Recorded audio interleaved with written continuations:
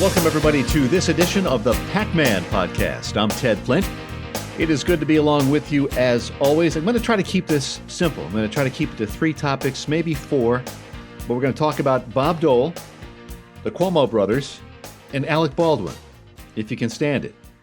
Those 3 topics, maybe toss in a little COVID if we have time. So we'll keep it to 3 topics. Let's begin with former U.S. Senator Bob Dole. Passed away over the weekend. He was 98 years old, and that's a good long life. And he lived a full life. Served in World War II. He suffered, as many of you know, a lifelong injury, but it never stopped him, never slowed him down. He was active politically right up until maybe the early 2000s. Served in Congress, in the Senate, in the 70s, 80s, and I think into the 90s. And I guess he primaried H. Walker Bush in 1988. And we know how that came out. I think it was 88, maybe 92. I can't remember. But the two men remained friends. It was a bitter campaign. Politics is a rough business.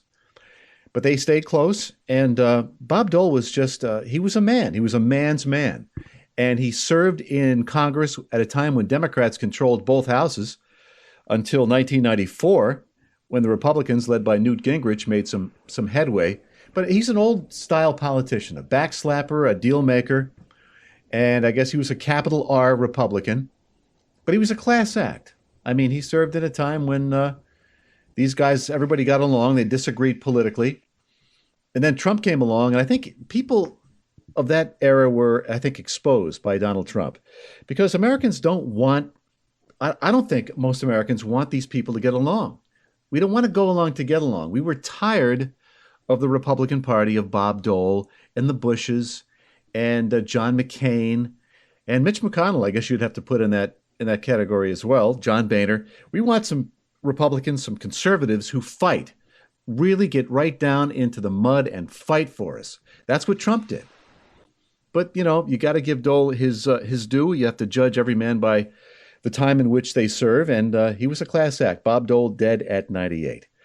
Speaking of somebody who doesn't have class, these two gentlemen, I mean, what a difference a year makes. Last December, the Cuomo brothers were riding high. They were on top of the world. But eventually their arrogance and their hubris got the better of them. Andrew's, daily COVID briefings, remember that? Every day he'd appear in the media. And the media was held in throes. They just loved it. They couldn't stop singing this guy's praises.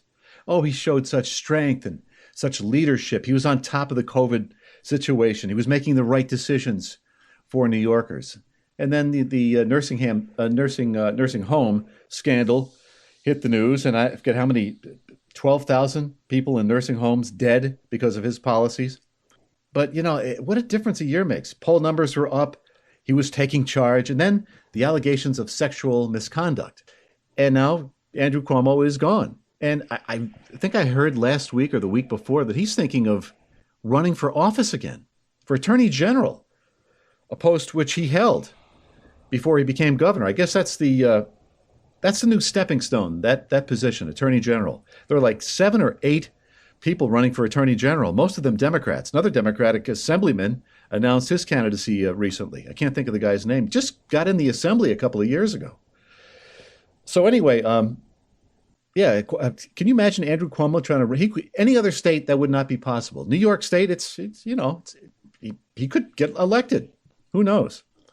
But his numbers were up a year ago. Andrew Cuomo was riding high, and so was his brother, Fredo. He was riding high too. His 9 p.m. show on CNN. I don't know about the numbers, how many people watched it, but he contracted COVID, did Chris, and then he gained notoriety for that. The way he was in his basement, supposedly he and his wife were quarantining, but of course they weren't. They were breaking all the rules. And he would have Andrew Cuomo on his show at times. And the two of them would be kibitzing and yucking it up. It was sickening. I'd watch a little bit of it. I'm thinking to myself, I told my wife, I said, how can anybody watch this and actually enjoy it? But liberals are they're a different breed. They're weird. I was reading something today, and I'm skipping all over the place. I said I was going to keep it to 3 topics. I read a headline that said 54% of white liberal women have some kind of a mental disorder. And I would agree with that. I would think it'd be higher. I'd say 94% of white liberal women have a screw loose.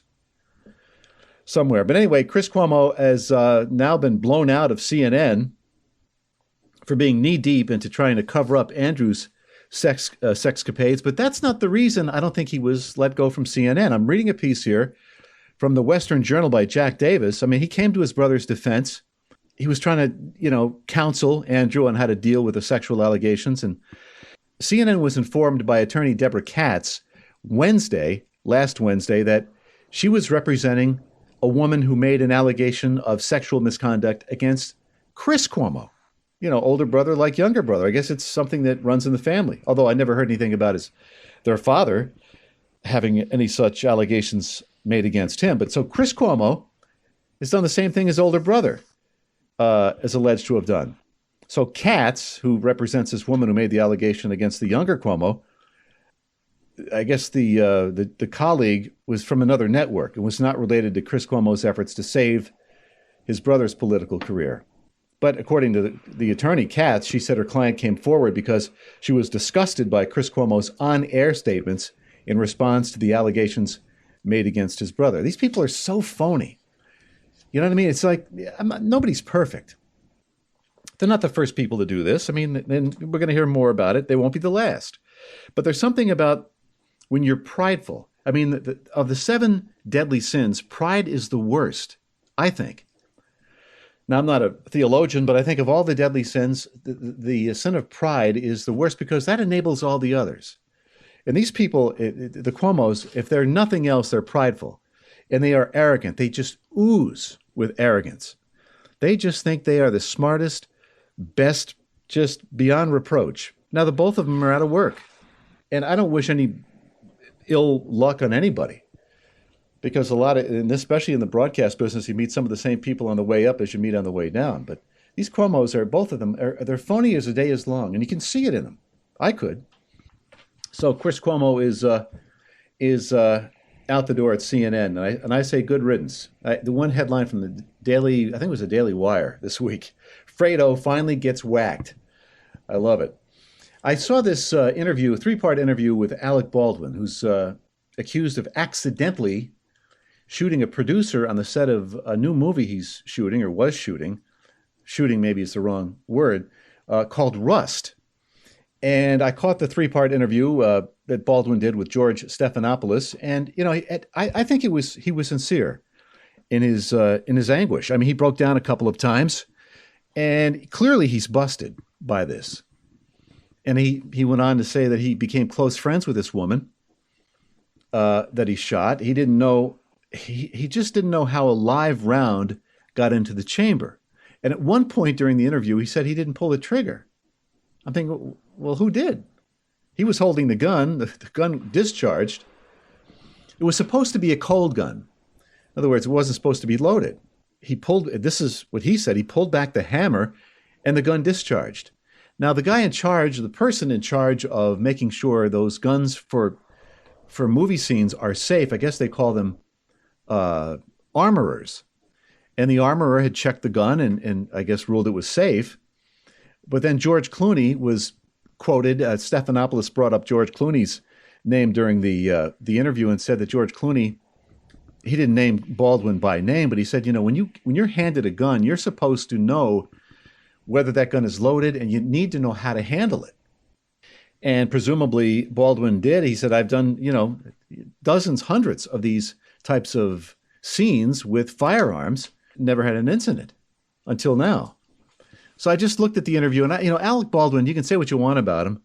And I've always liked his work. I mean, he is a fine actor. I don't think there's anybody, he's one of the, I think, 4 or 5 best actors alive today, Alec Baldwin. He's done some really, really good movies. The comedy stuff he's done is phenomenal.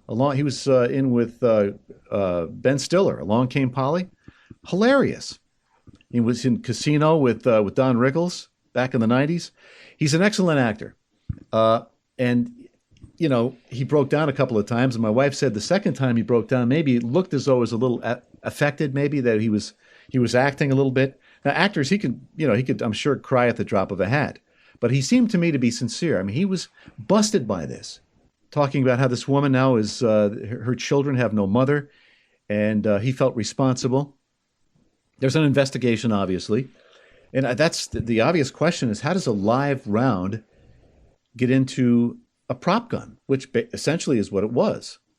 So that was a 3-part interview. If you have a chance, you check it out online. That's where I got it. I didn't see it when it aired live. It was on YouTube. George Stephanopoulos in his 3-part interview with Alec Baldwin. COVID. Now, you can't do a show without mentioning COVID. Somebody who is a prominent epidemiologist at Yale University said the pandemic has been one of fear, and it's been manufactured by individuals who were in the nominal positions of authority as the virus began to spread across not just the country, but the entire world. This guy's name is Dr. Harvey Reich. He was on Epic TV. I'm not going to talk about the entire interview, but if you're interested, go to Epic TV. That's EPOCH TV, and the name of the show is American Thought Leaders. I mean, he's not a COVID denier, but he said the whole thing has gotten out of hand.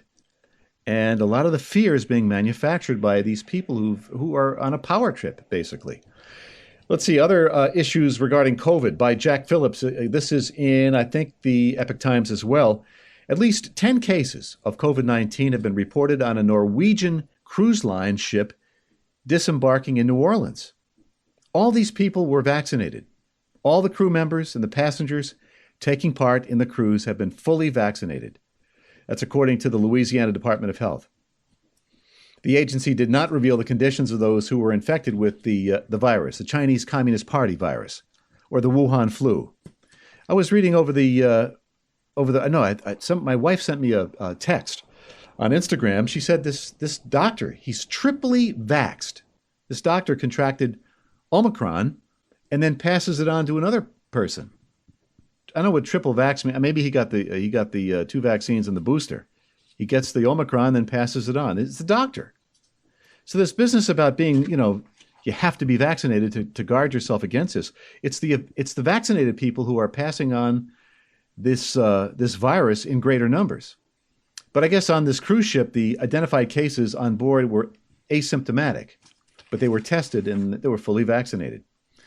And that's how it goes. A lot of more and more of these breakthrough cases of people fully vaccinated becoming infected, and in some cases they die. And Massachusetts had several dozen people pass away, again, fully vaccinated from this. Now, they may have had pre-existing conditions or, some other issues as well. I read that Nevada last week became the first U.S. state to impose a surcharge on workers who have not gotten the vaccine, although the penalty doesn't take effect until the middle of next year. All but 2 members of the state's Public Employees Benefit Program board voted during a meeting to approve a surcharge of $55 a month on those unvaxxed. And, Nevada's a red state. So if they're doing it, they're their first state to do this. I'm surprised New York and California haven't done it, but they will, I'm sure. So I think we'll wrap it up right there. My daughter Madeline's going to begin a podcast next week. I think I signed her up before she was ready. She says she's got finals this week. So she's going to be doing a podcast, I want to say the beginning of next week, and we'll keep you up to date on that later in the week. She's at SUNY Albany finishing her first semester, and she's going gangbusters. I mean, she's picking up where she left off in high school, high honors, and her grades are all, straight A's, and she doesn't take after me in that regard for sure. If you want to listen to the show on our website, you can do that. Go to the bmgnetwork.com, or if you listen on your favorite podcast platform, we're probably there. Stitcher, Apple Podcasts, TuneIn Alexa. We're on Spotify, iHeart, Amazon, you name it, we're on it. We're on Facebook too. And to tell your friends about us, share the program. And if you want to get in touch with me directly, go to PAC-Man, PAC-MAN, all lowercase, at thebmgnetwork.com. And again, I'm Ted Flint. Thank you very much for tuning us in, folks. If the Lord wills it, we will talk to you soon. The PAC-Man podcast was produced and edited in the BMG studio. Music by Kevin MacLeod. For more episodes of the PAC-Man podcast, go to thebmgnetwork.com or go to the BMG Network on Facebook. And be sure to tune in to the next episode of the PAC-Man podcast with Ted Flint.